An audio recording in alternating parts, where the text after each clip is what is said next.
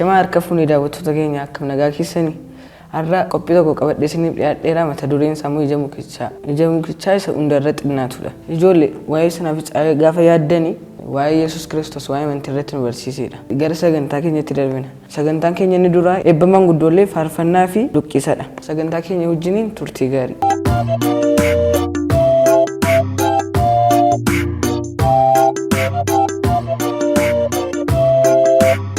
Ijoollee akkam jirtu? Fayyaa keessanii, nagaa keessanii baay'een isin jaalladha. Isiniin gorsaa, isiniin eebbisaa, eebba fudhadhaa. Waaqayyo isin haa eebbisu, jireenya keessan haa eebbisu, bara keessan haa eebbisu. Guddadhaa, mul'adhaa, barumsa keessanitti cimaa. Maatiif furmaata ta'a, biyyaaf furmaata ta'a, waldaa keessa jirtaniif furmaata ta'a, biyya keessaniif furmaata ta'a. Waaqayyo isin haa eebbisu, barumsa keessanitti cimaa, maatii keessaniif abboomamaa. Waaqayyoof abboomamaa, bara keessan haa eebbisu Waaqayyo. Isinin jaalladha. Galatoomaa. Ciao.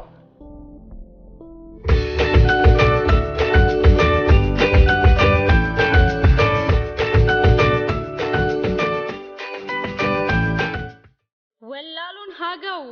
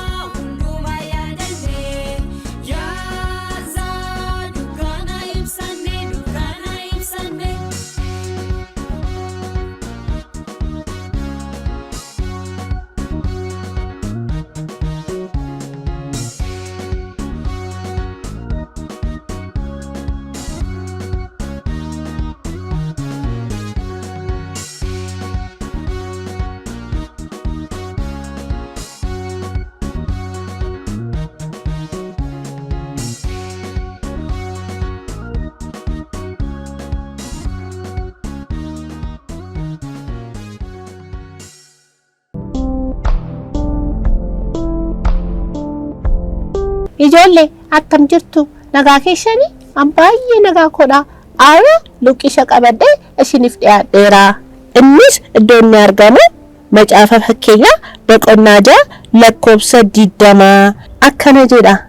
Yaa ilma koo abboommii abbaa keetii eegi barsiisa haadha keetiis hin tuffatiin. Irraan deebi'a macaafa fakkeenyaa boqonnaa 6 lakkoofsa 20. Yaa ilma koo abboommii abbaa keetii eegi barsiisa haadha keetiis hin tuffatiin. Ijoollee egaa luqqisii kana yaada keenyaan qabannee gorsa abbaa keef gorsa haadha keenyaa hin irraanfannu. Waaqayyoon immoo nu gargaara. Guyyaa kan bira luqqisha kan biraan ammoo lagarutti nagaatti. Tole ijoollee amma walitti deebinee jirra. Sagantaa keenya inni itti aanu ammas sagalee Waaqayyoo daawwannee walitti deebina.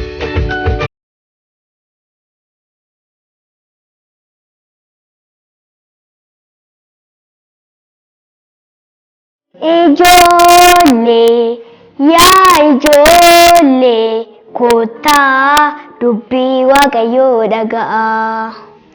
Ijoollee yaa ijoollee kottaa dubbii Waaqayyoo dhaga'a.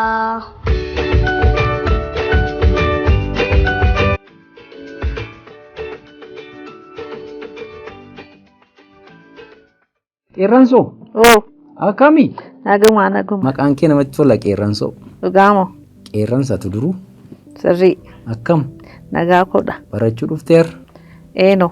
Yaadattaa barumsa torban irraa mana taa'iin baradheette. Sirriitti dhaggeeffadheera. Tolee har'a gaanii suma. Garuu gaaffii si gaafadhu. Tole. Jaallee fi harmeen ishee araaramaniiru. Jaalallee haadha ishee biraa akka isheen kakuu isheen cabsite sana dhaqeen araarsee lammaffaan cabsuu harmeen ishees gorsanii yoo har'a sobdee boor lama sobaa deemtaa guddachaa gaafa deemtu manni sobaa taataa manni hannaa taataa amma yoo waa tokko fuutee ani na yaadadha yeroo tokko qarshii 10 fuudhee ijoollee ta'e warra koo jala. Maal? Xarapheezaa marraan arge. Maal taatee fudhatteere? Baay'eedha. Nam fuudhee qeen kwaasitti bitadhee waan miminyaa'u bitadheetti nyaadhee ala oolee sanga nama bee galgala gaafan galu obboleessi koo hangafi koo jiran immoo yoo waa bade isa fuudheedhama isa garafamaa na eege manatti. Tole. Garafaa jiruuti gaafani wal galu ni garafamaa jiran buskutii koo nyaadhee kwaasii koo qabadhee gaafan galu ol jedhee na ilaala bu'aa. Ilaala kwaasii fi buskutii baata samee isa ilaalamee gaafedhan gaafa na qabanii. Abbaan koo dudduuba qabee gaafa si ol qabee na garafu. Amma iyyuu guddadhee birrii lafatti argee akkas ilaalee namni jiru ta'ee lafaa fuudhee abbaa yoo dhabee fuudhee deema malee yommuu sanatuun garafamuu baadhee baqqaasa beekamaan ta'an ture. Amma shin fudhadhaa? Amman fuudhu yeroo sana na garafanii natti dheekkamaniinnaan fuudhuun dhiisee jechaadha. Asilaa hattuu cimaan ta'an ture. Maqaa Yesuusiin. Ta'u. Akkam jirtu ijoollee fayyaa keessanii elaa qeerransoon asii oduudhaan naqabee torban irraa barumsa keenya nuun barachaa turre yaadattu yoo ta'e namoof nameeni edan gannat keessa bashannananii gammadanii atu isaan jiraachaa jiranii akkaataatti diinni waaqayyoo kan ta'e seexan hojii waaqayyoo sanitti gammadu galgalaa ganama laalee kan isanitti bashannanu ala namaa kan ta'an kana babbareeddoota kana akkan isaan gufachiisuudhaaf namee qobaatti argatee akkan itti tasaasaa ture namoon biizii akka ture asiifachuu gubbaa gajjallaa bu'ee horii bineensolii wajjin hojii hojjeta ture yeroo dhawwateen yemmuu isheen kanaan jirtutti seexanni riyyaashee kan itti isheen jaallatte duukaa ooltu boofachuun maqaasaa isinitti meeraa calaqqisaa bareedaa waan namatti tolu miillaaf harka akka qabu akkuma leencaa akkuma qeerransaa kan ture jechaadha. Akka qeerroon jenne akka qeerransoon jenne. Bareedaa mawii ture abaarameetu kan lafarra lo'e waama namatti tole kan ta'e. Yommuu sanaa seexanni isa keessa galee boofa keessa taa'ee akka ishee asoofsiisu isheen hin beektu turte. Baay'ee ishee yeroo dheeraa waggaa itti fudhachuun oolu otuma dubbatu sammuu ishee jijjiiraa hojiin waaqayyoo hojiin seexanaa inni guddaa waan waaqayyoon hojjete balleessuu cabsuu dhangalaasuu bifa malee gochuu Kanaaf waaqayyoon jaati isheetti gammadu satti jaa gammadu gammachuu waaqayyoo kanan aamsa jedhee hinaaffaadhaan ka'eedha. Gaafa inni kana godhu hundumaa waaqayyoon nargaa? Nargaa. Achi boofichi kun hewaaniin baay'ee goyyomsee waan baay'eetti dubbatee jechan taaneefaatti dubbatee waan baay'ee godhee ishee jijjiiree ishee qopheesse. Waan isinitti gaddisiisa. Har'a seexanni sammuu gaarii fi nama gaarii yookaan ijoollee gaarii jallisuudhaaf booddeetti hin jedhu. Ijoollee waaqayyo warra waaqayyo isaanii wajjin jiraatan itti gadhiisamini qorumsa isinitti himuu hin danda'u numa qoramuu bakka. Galgalaa ganama nama keessa goree dhufee yookaan abbaa manaa keessa dhufee yookaan haadha manaa keessa dhufee maatii gaa'elayyuu numa tuma. Ijoollees shamarran dhiiran dumaa numa goola. Seexana nama jaajjichiisa waaqayyoon namni akka wal jaallatee hin jiraanne kan digu kun ammayyuu nama keessa taa'ee yaada namaa jallisee isa isheen gaarummaa sooftee isa biratti hiika gadhee laatee akka isaan waliin galle akka isaan wal bira darban akka gaa'elli rukutamu harrayyuu hojjechaa jira jiru. Seexanni nama keessa taa'ee hojjeta harrayyuu. Isin warri ijoollee isin warri maatii isaadha manaaf abbaa manaa haadha ijoollee abbaa ijoollee taatanii yeroo baay'ee gaafa afaan wal jala mana nama darbu ududuu balaala waa darbataa jira jaallatee mini jaallattee miti yemmuu sana dhaabadhaa waliin kadhadhaa. Tolee gaanii har'as akkanii kana godhu isinitti himaan jira. Har'as seexanni gaafa nama balleessuu barbaadu maal godha beektu ijoollee? Gaafa nama balleessuu barbaadu inni seexan nama jaajjiin kun soobduu jaa ta'e soba namatti naqa. Kan nama dhibu ijoollee baay'ee wal adeemtu akkaataan itti isaan cabsaa jiru maalidha beektu ijoo? Jalqaba waaqayyoo irratti akka isaan ka'an waaqayyoo irratti akka isaan fincilan waaqa maalii jira akka isaan jedhan maal na godha akka isaan jedhan waaqatti akka fincilan godha. Lammaffaa maatoolii isaanii irratti warra isaanii irratti akka isaan fincilan godha. Sadaffaa mana barumsaa isaanii keessatti ijoollee hiriyootii isaanii irratti barsiisota isaanii irratti akka isaan fincilan akka isaan daba deeman akka isaan dalga deeman gaarii akka isaan hin deebisne gaafa warri gaarii gorsan karaa biraarra akka isaan deeman har'a kan ijoollee keessa taa'ee hojjechaa jiru. Ijoollee min ijoon hubadhaa. Ijoolleen uumama isaaniidhaan gaarii yaa ta'an gaarii yaaduu barbaadu garuu gaarii ta'uudhaaf ufna dhabu yookaan jabina dhabu. Atuun jaallatiin jallina keessatti of argu atuun jaallatiin hiriyaa isaanii reebu atuun jaallatiin hiriyaa isaanii hamatu. Ijoo kun falli isaa maalidha beektu? Fuula waaqayyoo barbaaduudha qeerrensoo. Yoo fuula waaqayyoo barbaadde hamminaaf hamaa akkasii irraa waaqayyoon si oolcha. Guyyaa guyyaatti garaa kee jijjiira. Garaa kee yoo hamaa ta'e gaarummaatti jijjiira. Garaasa dhagaa garaasa foonitti jijjiira. Galanni isaaf haa ta'u. Yoo fuula waaqayyoo barbaaddan yoo nama jibbitanii yoo bakka gar malee dira'aa taatamme yoo bakka nama lakkuu kana hin jaalladhu jettanii gaafa ofirratti jibbitanii mee dhaqaa jilgeenfadhaa. Jilgeenfattanii gaafa kaatan garaa haaraa bifa haaraa fuula haaraa fudhattanii kaatu waaqayyoon haaraa godhee isin kaasa. Galanni isaaf haa ta'u. Kanarratti waan jettu qabdaa? Lakkii dhugaa baay'ee seenaansa nama gaddisiisa. Nameen hin goyyomtee. Nameen akka inni goyyamsaa jiru waliin ilaalaa jirra. Torban irraa sadhumaa nameen akkamitti namuummoo akka isheen dogoggorsiiste waliin ilaallaa isumaan cufannaa jechaadha. Kanaaf nu galateeffatta? Haa ta'uun galateeffanna. Yaa Waaqayyo isa nu goyyomsu seexana maqaa Yesuusiin nurraa ifadhu. Ameen. Ameen. Ameen. Amma torbeet nagaa Waaqayyoon jedhaa.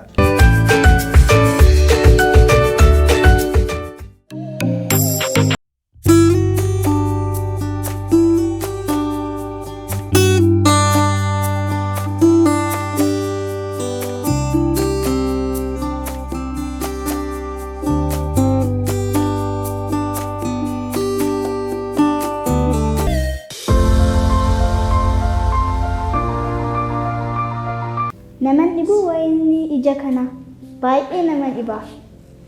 Ijoollee amma kan isinii fide agartaniittu kana iji isaa baay'ee xinnoodha. Macaafa qulqulluu irratti kana amantiidhaan fakkeessa. Iji kuni baay'ee xinnoodha. Ija hundumaarra baay'ee xiqqoodha. Garuu immoo gaafa facaasanii jedhanii baay'ee guddaadha. Hunda isaaniirra guddaa ta'uu isaarraan kan ka'e simbirroonni mannee isaanii irratti ijaarratu. Baay'ee nama dhibu.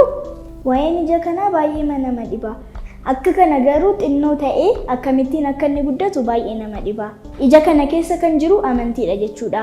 Nuunis gara ofii keenyaatti gaafa fakkeessinu nuuni waan xinnoo yoo qabaanne yookiin immoo wanta muraasa yookiin kan abdii nama kutachiisu yoo jiraate amantiidhaan nan danda'a jedhanii obsaan akka danda'amudha kan inni nutti agarsiisu. Kun sanaaf iji sanaaficaa kuni kan inni nutti mul'isu amantii qabaachuu akka qabnudha. Egaa ijoollee ani ergaa koo kanan dabarsu iji sanaaficaa kun baay'ee xinnoodha. Agartaniitu egaa amantii akka sanaaficaa kanaa amantii yoo qabaattanii gaara kanaaniyyuu darbataniiti laga kana keessa bu'i jechuuyyuu hin dandeessu. Amantii qabaachuun kanaaf nama fayyada. Egaa ijoollee akka abdii hin kutannee fi amantii keessan akkas hin jabeeffattan abdii godhachaa barumsa keessan irratti cimmuudhaan dubbisuudhaan kitaabota garaagaraas dubbisuudhaan akka yeroo keessan dabarsitan isiniin jedha. Ani egaa kanumaan xumureera nagaatti. Sagantaa keenya ammarraa waan guddaa akka barattan abdii guddaan qaba. Sagantaan keenya inni dhumaa fi inni itti aanu diraamaa monoloogii fi naashinaal ji'oogiraafiidha. Daawwannee walitti deebina.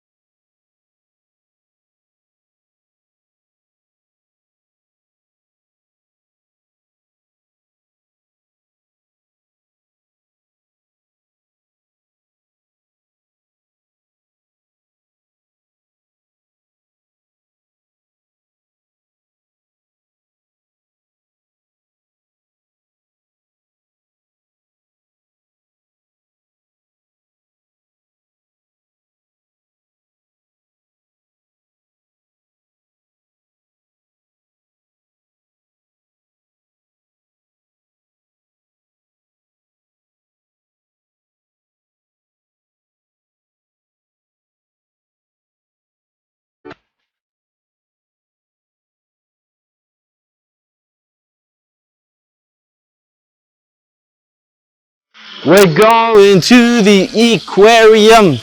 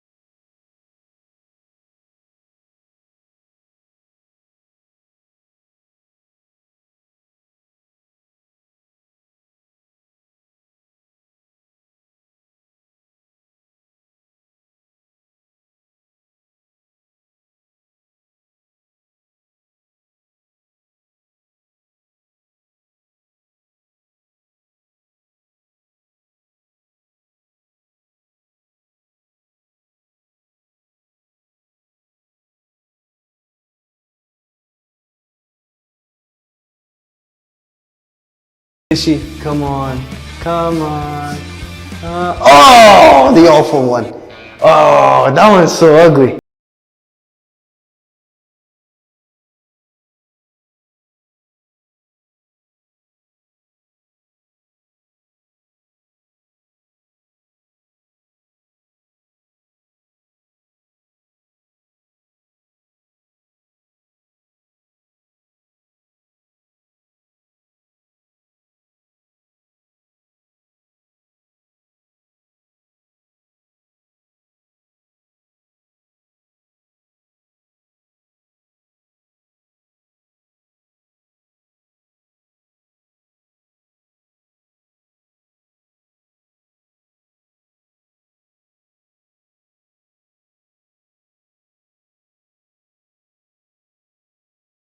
Aquarium.